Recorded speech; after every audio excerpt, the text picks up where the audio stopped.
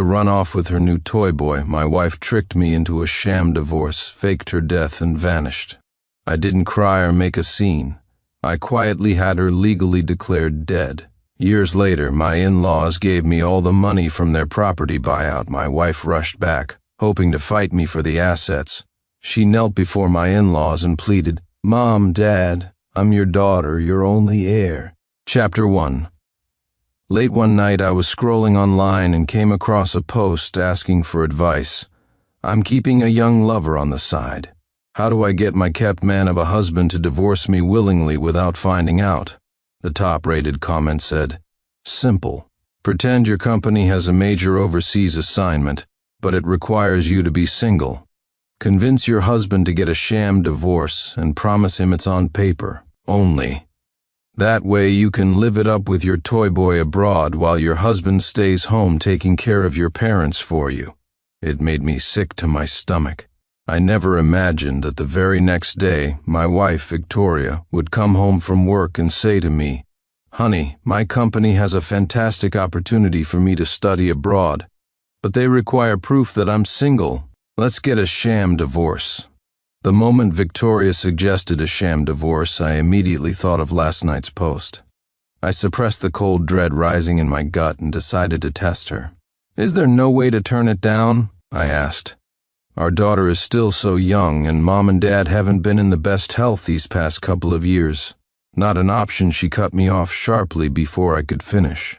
Realizing her tone was a bit aggressive, she softened her voice.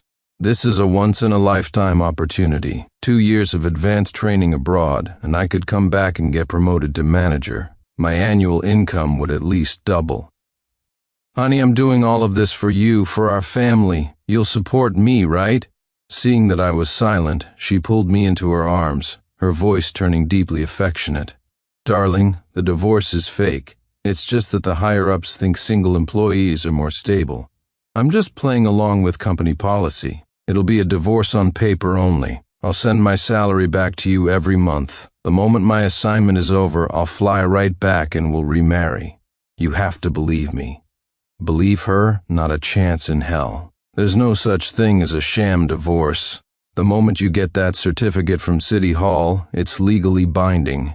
Seeing her swear so earnestly, the last shred of trust I had for her evaporated.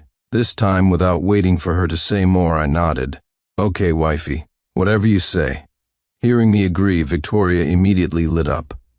"The sooner the better. Let's go to City Hall tomorrow." Chapter 2. That night, as we lay in bed, I waited for Victoria to fall asleep. I wanted to check her phone to find out who this lover she was keeping on the side was, but she was highly vigilant, sleeping with her phone tucked under her head. So I opened up that forum post again. The original poster had updated her progress in the comments. "I've already convinced my husband to go to City Hall with me. I've made up my mind. Once I'm abroad, I'll fake my death and disappear. That way I'll have a perfect excuse not to send any money back. In a few years, when my parents are dead and my kid is grown, I'll go back and enjoy my life." A stream of comments below praised her for being clever, a role model for modern women. I couldn't help myself. I used a burner account to comment, "Do you have no fear of karma for scheming against your husband like this?" A flood of replies attacking me appeared almost instantly. Karma. Men cheat all the time and never face any consequences. Why should we women be punished for pursuing love? Honey, you're not married, are you? Once you are, you'll understand. The grass is always greener on the other side. Reading these uniformly disgusting comments, I was so angry I just deleted my own. Victoria knew nothing of this, sleeping soundly beside me. The more I looked at her, the more irritated I became. I lifted my hand and slapped her across the face. She jolted awake from her sleep, and before she could even react, I pulled her into a hug.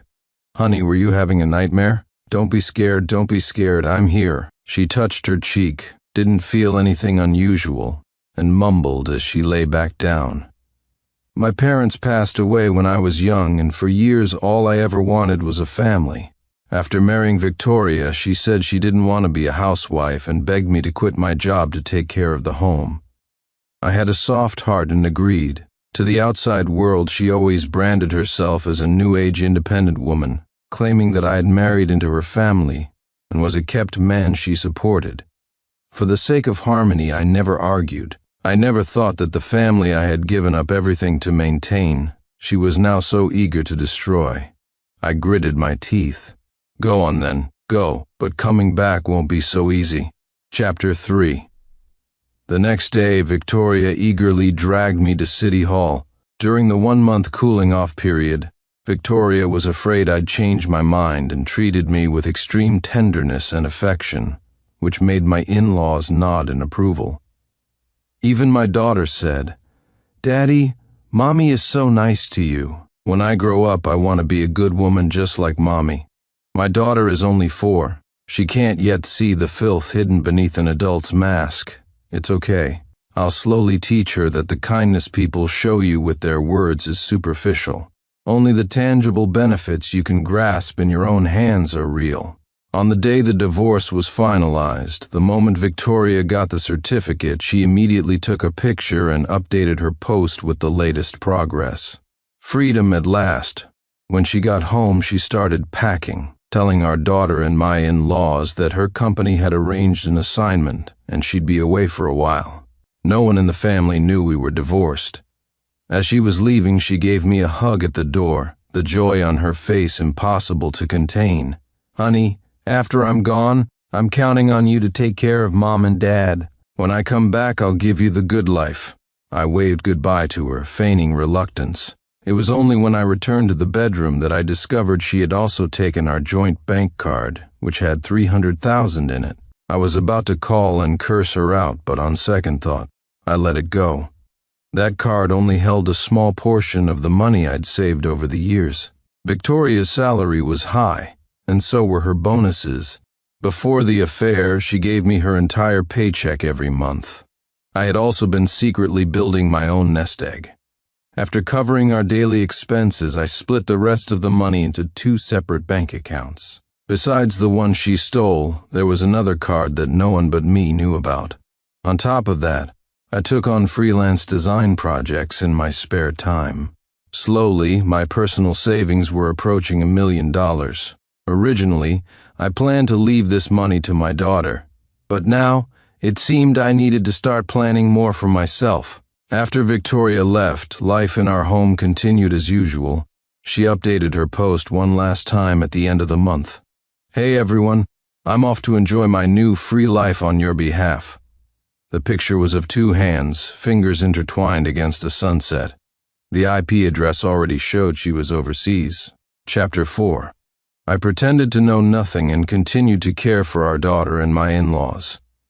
2 days later, my father-in-law, Arthur, had an accidental fall. He suffered a cerebral hemorrhage and was rushed to the emergency room. My mother-in-law, Eleanor, tearfully called Victoria. She tried 30 times, but no one picked up. She ran to Victoria's company to ask, only to be told there was no overseas assignment. Victoria had resigned a month ago. Victoria had completely vanished. Eleanor panicked and was about to call the police. I tearfully told her, "Mom, what do I do? I think Victoria tricked me." Forced by the circumstances, I confessed the whole story about the sham divorce. "Mom," I cried, my voice thick with tears, "she also stole the family's bank card. Do you think she has someone on the side? That she deliberately used her job as an excuse to trick me into a divorce, just to make way for her lover? She took all our money, and Dad is waiting for money to save his life.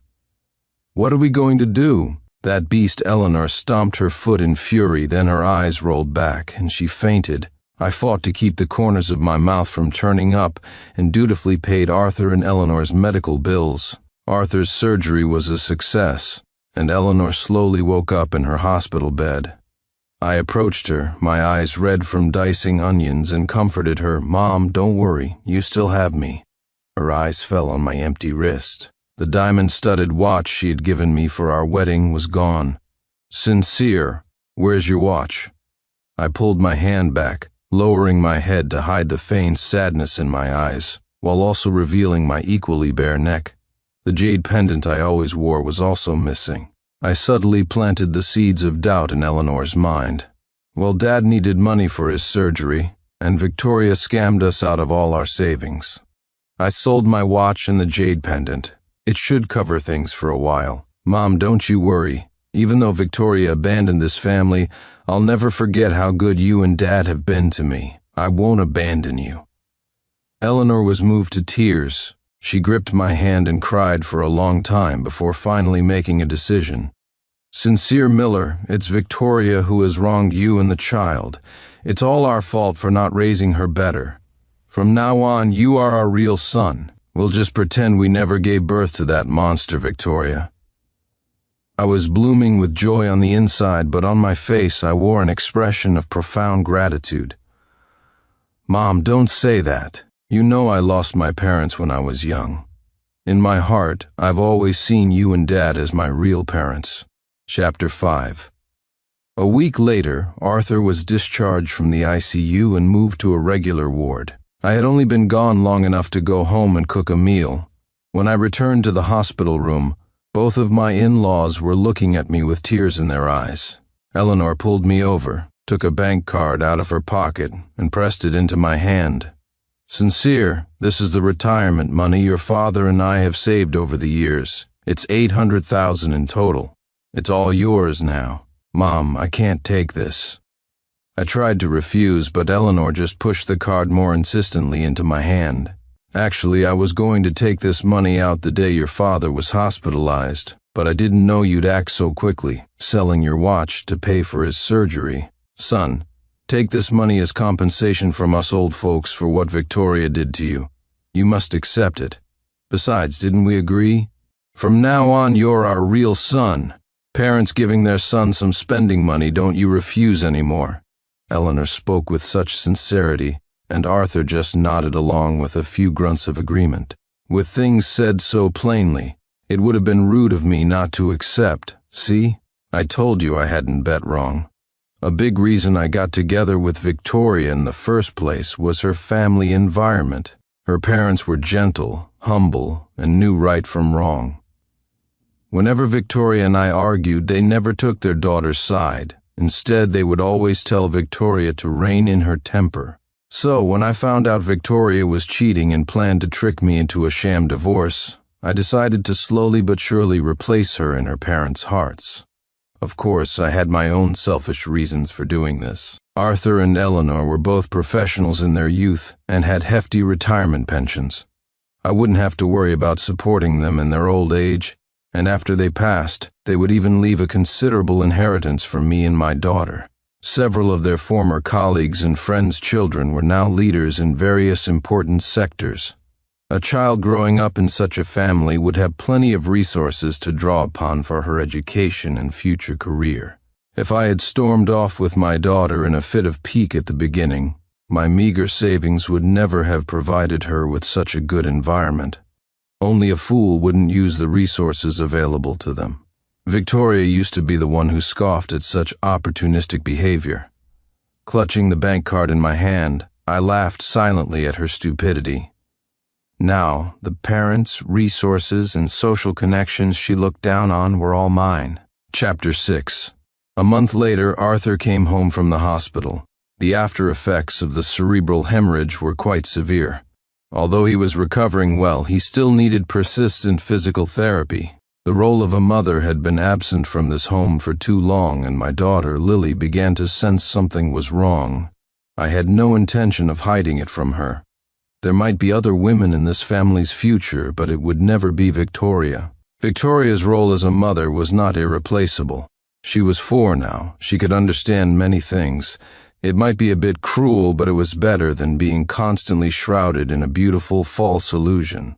3 years later, Lily was enrolled in the best elementary school in the city. Arthur had fully recovered, and now spent his mornings playing chess with the old men in the park. Eleanor joined a dance group in the mornings, bought groceries and cooked lunch, and then picked up Lily from school in the afternoon. I joined a tech company run by the son of one of Arthur's old colleagues, with an annual salary of around $300,000.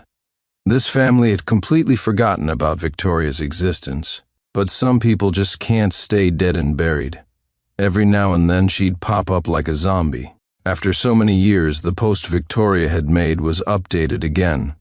Still with an overseas IP, Victoria had left a new comment.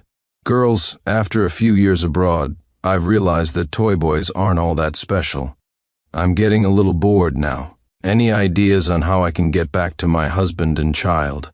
Chapter 7. Did she think my life was a marketplace? Come and go as she pleases? That evening after work, I sat down with Arthur and Eleanor to discuss it. The census worker from the community called me today. They said that since Victoria has been missing for 3 years, she can be legally declared dead.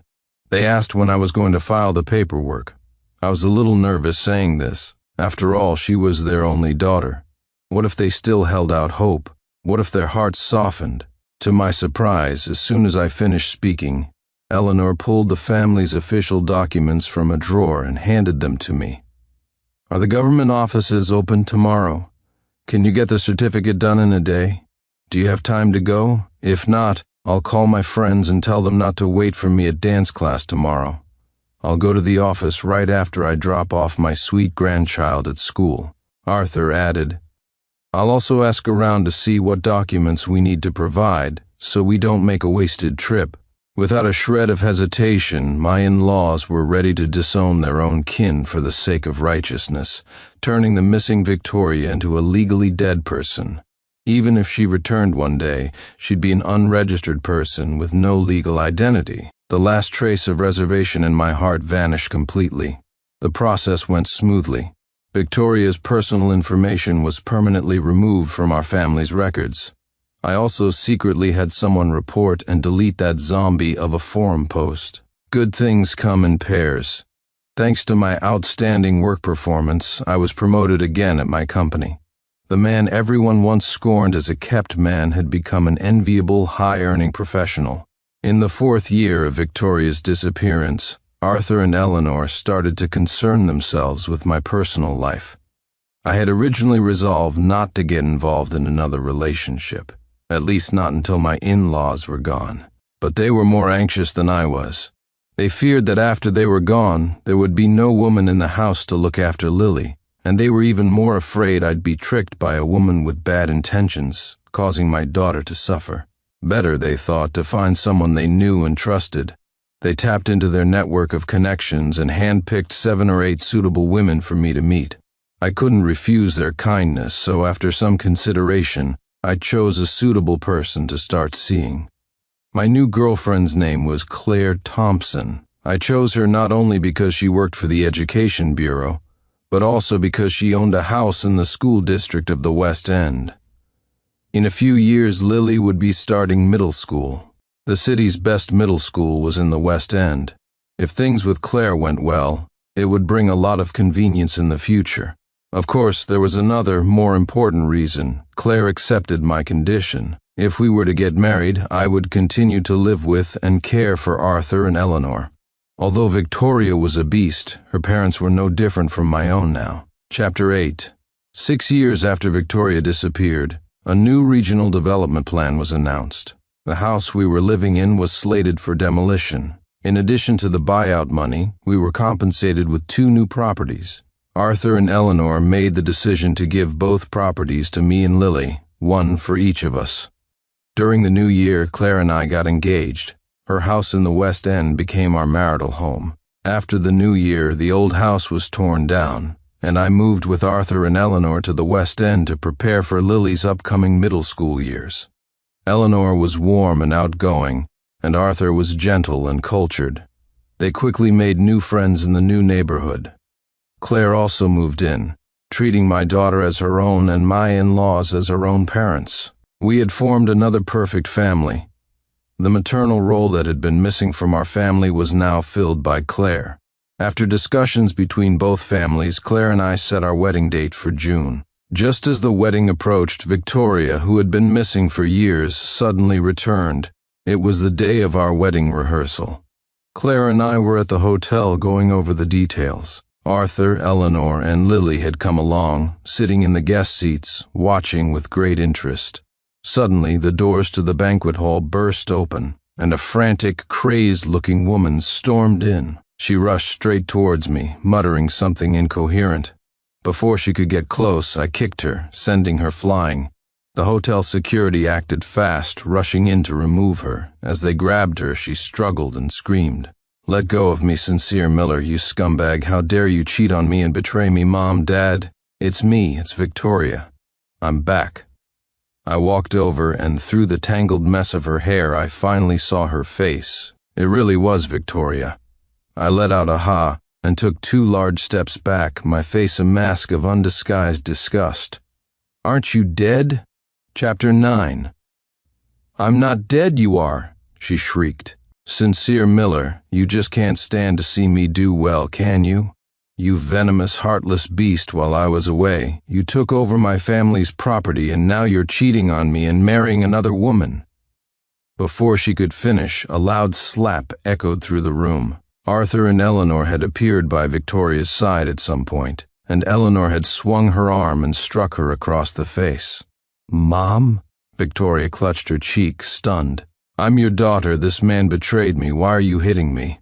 "Nonsense," Eleanor slapped her again with the back of her hand. "My daughter died a long time ago. Security, get her out of here. The nerve of some scammers trying to impersonate people."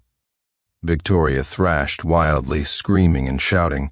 "Mom, it's really me. I'm not dead. Has that beast Sincere Miller been lying to you? I'm alive and well. How could I be dead?" This time she wasn't met with a slap, but with Arthur's stainless steel cane. Arthur brought the cane down hard on the back of her knees. Victoria's legs gave out, and she collapsed to the ground with a sickening thud. "You're not dead? If you're not dead, why didn't you come home all these years? Why didn't you contact your family? When I was lying in the hospital on the brink of death, why didn't you answer my calls? Why did you use your job as an excuse to trick Sincere into a divorce? And why did you steal the family bank card?" With each question, the color drained further from Victoria's face. By the end, she was staring at the floor in shame, unable to utter a single word of rebuttal. Arthur berated her mercilessly, finishing with a sharp crack of the cane across her back. "Bah, you heartless creature, I've long considered you dead. Get out of here. Now don't ruin Sincere's big day." Victoria stared up at us, her eyes wide with disbelief, still kneeling on the floor. "Dad, Mom, what kind of spell has Sincere Miller cast on you? I'm your daughter. You're kicking me out for a man you're not even related to by blood? When you're old and can't even walk, we'll see who takes care of you." Then Eleanor spat directly at her. "If we had to rely on you to take care of us, your father and I would be better off finding a rope and ending it ourselves." Chapter 10. On her parents' orders, security forcibly dragged Victoria out. As she was being hauled away, she pointed a finger at me from a distance, calling me a fraud and threatening to call the police and have me arrested. I just stood there with my arms crossed, watching her with a smile. It took Arthur and Eleanor a while to catch their breath and calm down.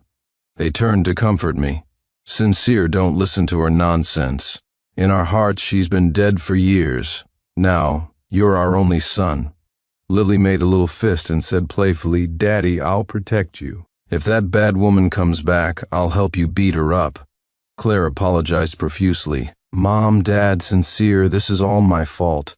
I thought since it was just the rehearsal, we didn't need to arrange for security." That's how she managed to sneak in.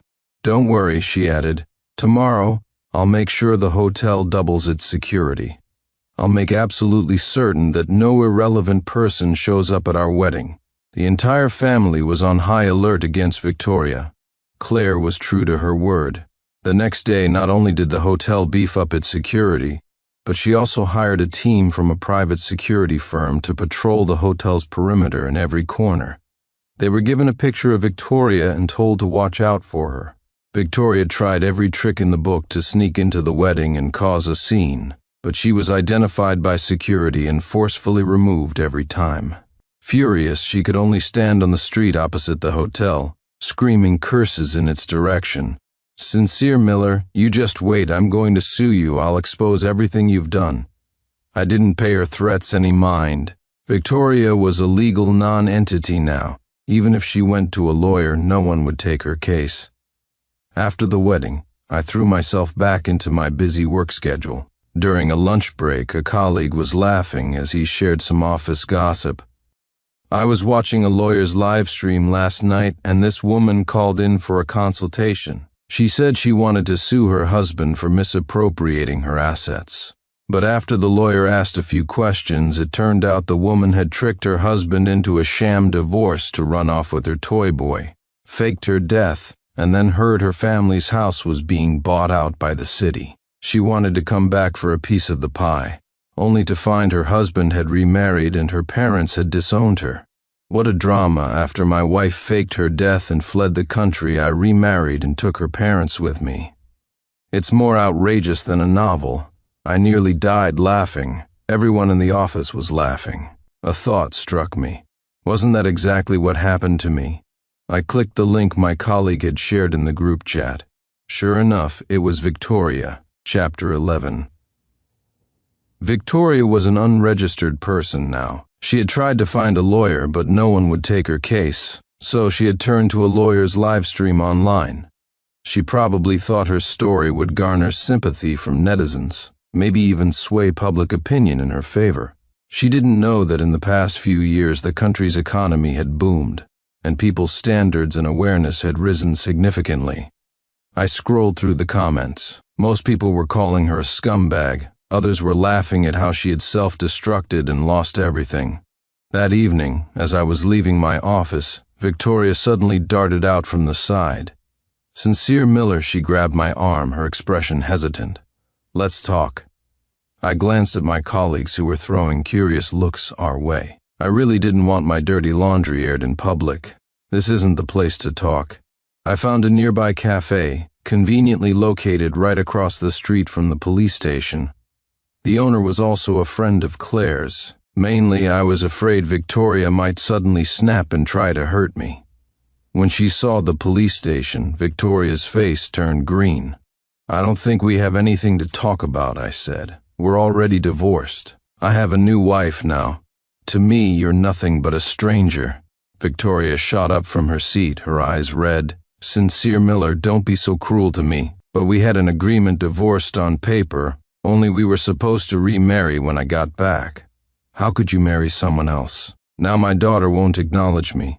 My parents have disowned me, and even you have betrayed me," she wept pitifully, as if the whole world had wronged her. I looked at her coldly. "Victoria, you know better than I do who betrayed whom first. You were gone for 6 years. You abandoned your parents, your husband, and your child. Don't you feel even a shred of guilt?" She jutted out her chin defiantly. "Honey, I didn't mean to disappear. I had an accident. I was in a coma for a long time. There were reasons. Besides, I went abroad to work, to earn money to support the family." Before she could finish, I pulled out my phone and read her old forum posts out loud one by one. "I'm keeping a young lover on the side. How do I get my kept man of a husband to divorce me? Once I'm abroad, I'll fake my death and disappear." Enough, she was both furious and panicked. "How do you know about that?" Chapter 12. Victoria, if you don't want anyone to know, don't do it in the first place. When you left, you must have been so proud of your own cleverness, weren't you? I looked down at her. Now that you're done playing, you've remembered the comforts of home. What makes you think we would all just be waiting here for you? Go take a good look at yourself in a mirror. Are you even worthy? Everything that's happened to you is your own damn fault. You have no one to blame but yourself. I've said all I have to say. I hope you won't bother me or my family again. Otherwise, don't blame me for not caring about our past." With that, I prepared to leave. There was no point in getting further entangled with someone like her. To my shock, Victoria dropped to her knees in front of me with a thud, spreading her arms to block my path. "Honey, I was wrong. I was wrong all those years ago. I shouldn't have lied to you. Please, can you give me one more chance?" she cried miserably. "My parents don't want me. My child won't acknowledge me. I only have you left, honey." Her repeated cries of honey made my stomach churn. I couldn't help it. I gagged on the spot. Victoria's expression suddenly changed. Her face twisted with rage, and she stood up, gripping my shoulders tightly. "What's that supposed to mean? Sincere Miller, you find me disgusting? You betrayed me and married another woman, and now you have the nerve to find me disgusting? I kicked out at her. What's it to you? Get off me the next second. She pulled a fruit knife from behind her back and lunged at me with a scream. Sincere Miller, you made me lose everything. A beast like you doesn't deserve to live. Go to hell. Before she could even get close to me, I grabbed a cup from the table and smashed it over her head. While she was stunned, the cafe owner flew in from behind and kicked her, sending her sprawling. Victoria lay on the ground, dazed and confused. Before she could even process what had happened, the owner had her restrained and was marching her over to the police station. See? I told you being close to the police station was a good thing. By the time Arthur and Eleanor received the news and rushed to the station, Victoria and I had both given our statements. The cafe's security footage proved she had intended to cause me harm, and my actions were purely in self-defense. Chapter 13.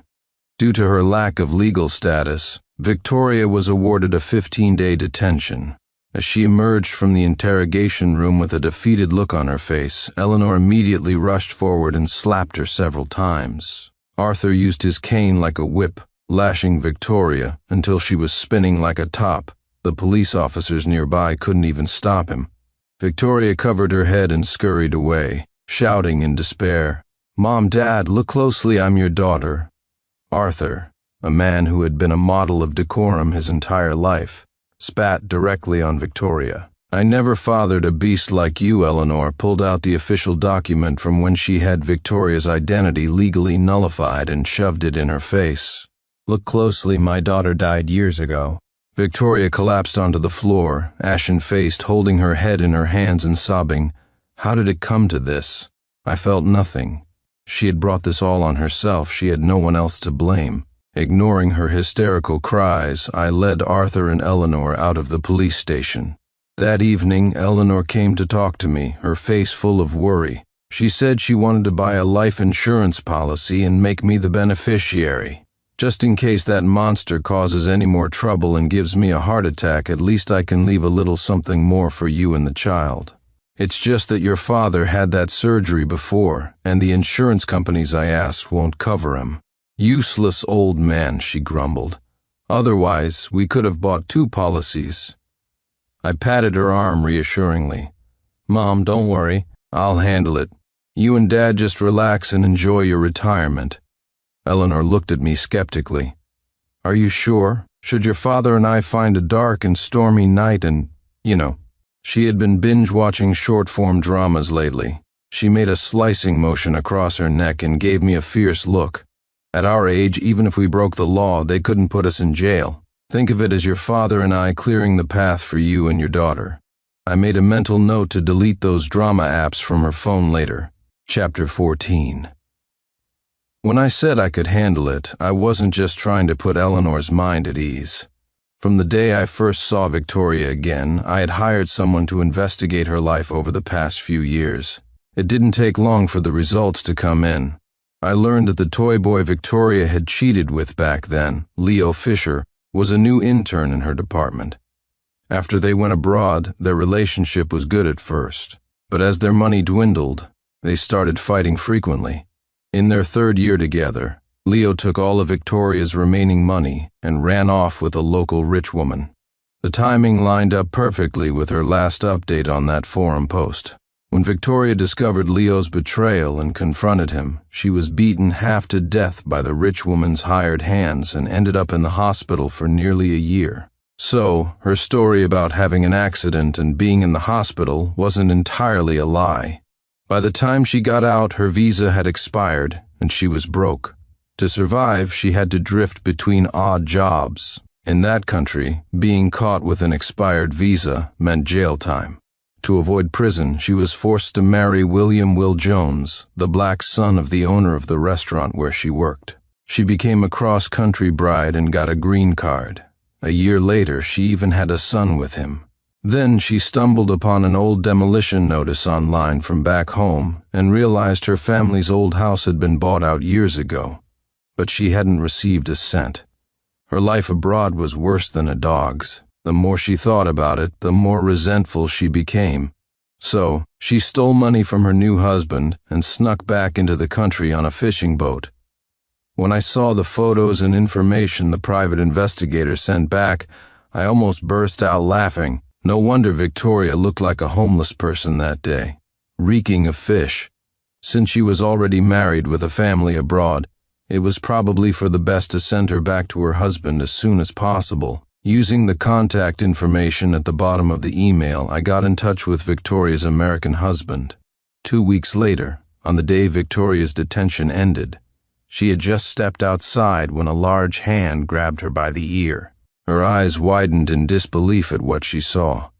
Her black husband, Will, had traveled all the way from the U.S. to find his missing wife. He was tall and powerfully built. With one slap, he knocked out one of Victoria's teeth. In his hands, Victoria was like a helpless chick, unable to fight back. A police officer nearby tried to intervene, but I stopped him. International couple, you know, I said smoothly. Just a little disagreement. It's normal. I'm sure they can resolve it themselves. In the end, because Victoria was legally dead in her home country but had a green card and a husband and child abroad, she was forcibly deported by customs. I heard that on the day she boarded the plane, her eyes were bruised, her leg was limp, and she had to force a smile to appease her foreign husband. After all, she couldn't stay here anymore. If her husband kicked her out too, the life awaiting her would not be pleasant. But none of that had much to do with me anymore. I went back to living my own little life. I had a gentle wife, a well-behaved daughter, and caring parents. My future was bright. The end